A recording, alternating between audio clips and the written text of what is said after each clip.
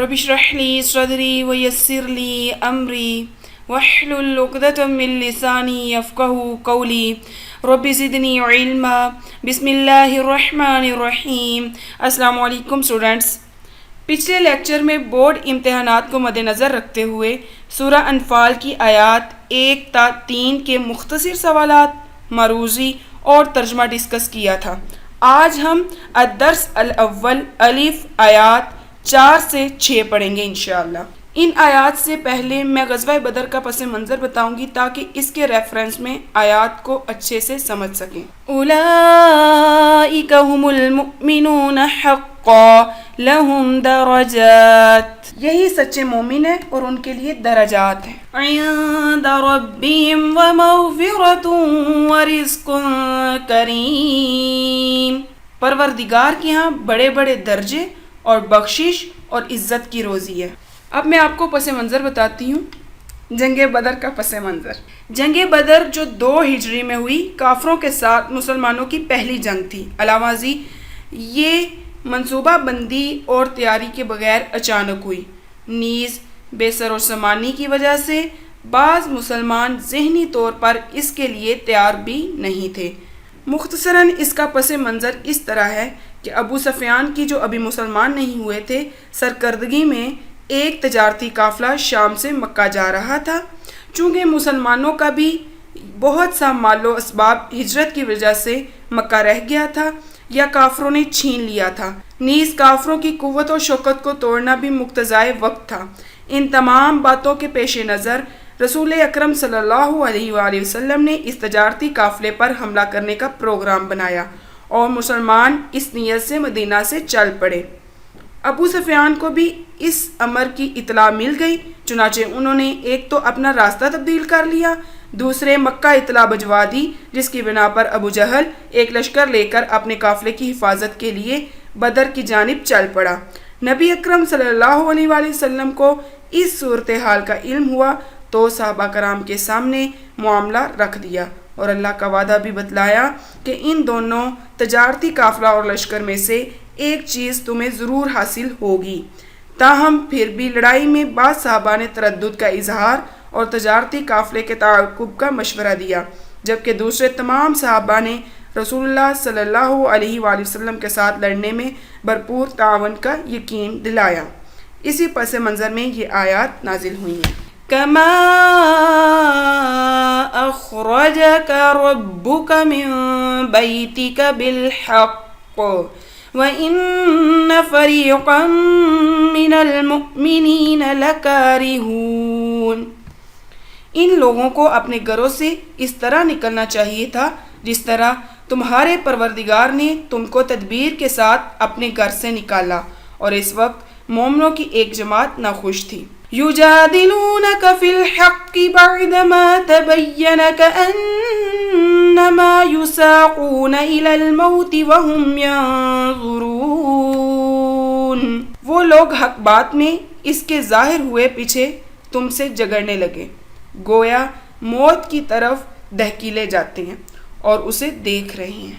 الفاظ کے معنی، آیت نمبر 5، لکارہون ناخوش، یجادلون کا جگڑنے لگے، یساقون دہکیلے جاتے ہیں، اور اس میں امپورٹنٹ MCQs ہے۔ حق بات ظاہر ہونے کے بعد وہ لوگ آپ سے ڈیش کرنے لگے، تو کیا کرنے لگے؟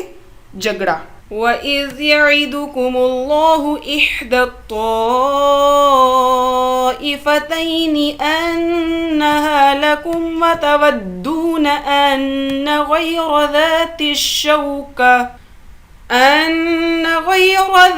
الشَّوْكَةِ تَكُونُ لَكُمْ وَيُرِيدُ اللَّهُ أَن يُحِقَّ الْحَقَّ بِكَلِمَاتِهِ وَيَقْطَعَ دَابِرَ الْكَافِرِينَ لِيُحِقَّ الْحَقَّ وَيُبْطِلَ الْبَاطِلَ وَلَوْ كَرِهَ الْمُجْرِمُونَ، اور اس وقت کو یاد کرو جب خدا تم سے وعدہ کرتا تھا کہ ابو سفیان اور ابو جہل کے 2 گروہوں میں سے ایک گروہ تمہارا مسخر ہو جائے گا اور تم چاہتے تھے کہ جو قافلہ بے شان و شوکت یعنی بے ہتھیار ہے وہ تمہارے ہاتھ آ جائے، اور خدا چاہتا تھا کہ اپنے فرمان سے حق کو قائم رکھے اور کافروں کی جڑ کاٹ کر پھینک دے، تاکہ سچ کو سچ اور جھوٹ کو جھوٹ کر دے، گو مشرک نہ خوشی ہوں۔ الفاظ کے معنی لکھیں۔ احدہ ایک، ویقطع کاٹ دے، کاریہا ناخوش، غیر ذات الشوکہ بغیر اسلحے اور قوت کے، دابرہ جڑ۔ کویسچن نمبر 2، تجارتی قافلے اور جنگی قافلے کی قیادت کون کر رہا تھا؟ تجارتی قافلے کی قیادت ابو سفیان کر رہا تھا، جبکہ جنگی لشکر کی قیادت ابو جہل کر رہا تھا۔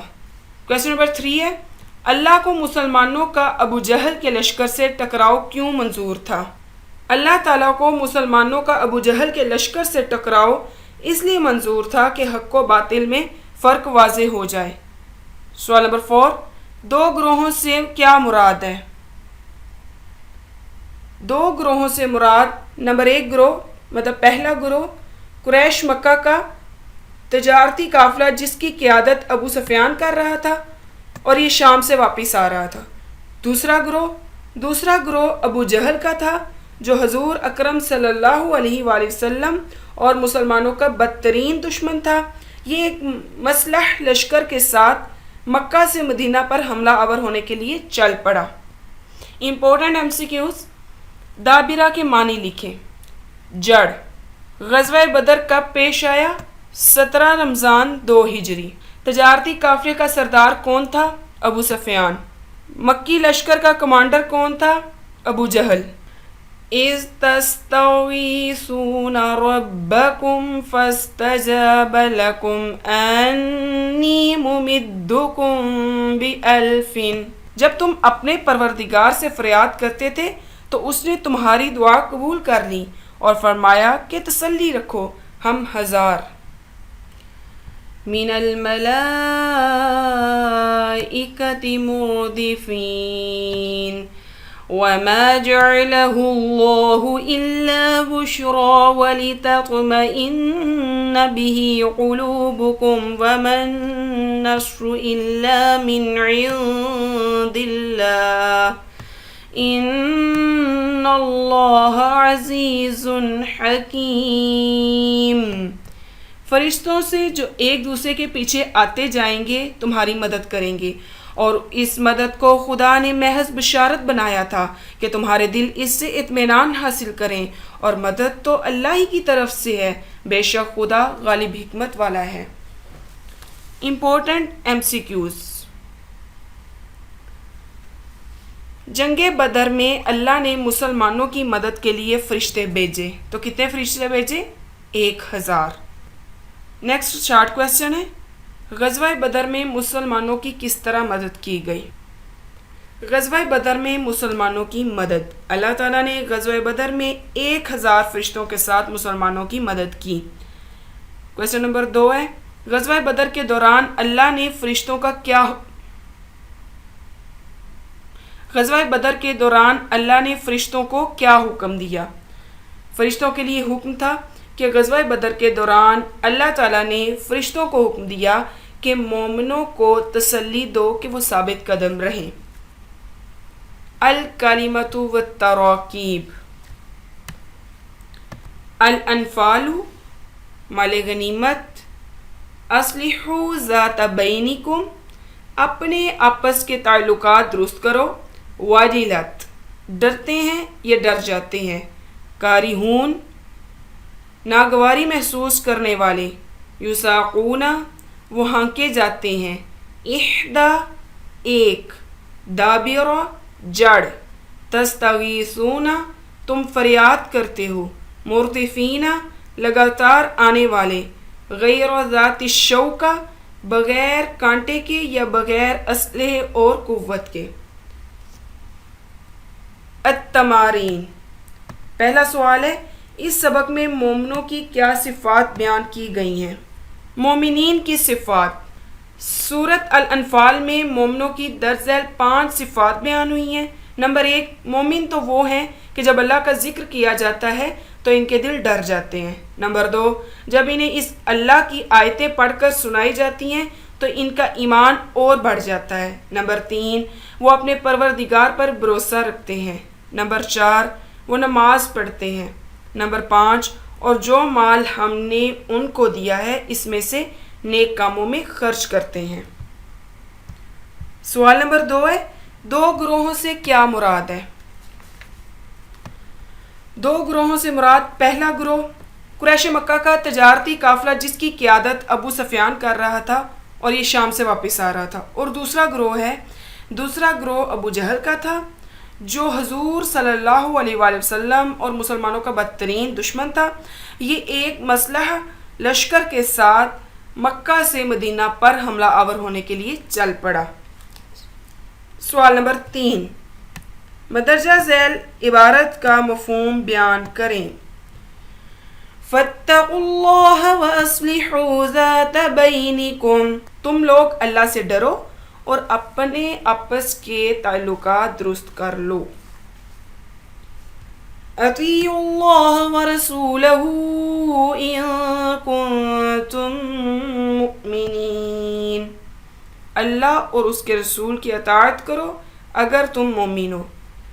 اذا تلیت علیہم آیاتہ زادتہم ایمانا، اور جب اللہ کی آیات ان کے سامنے پڑھی جاتی ہیں تو ان کا ایمان بڑھ جاتا ہے۔ اوکے، اللہ حافظ۔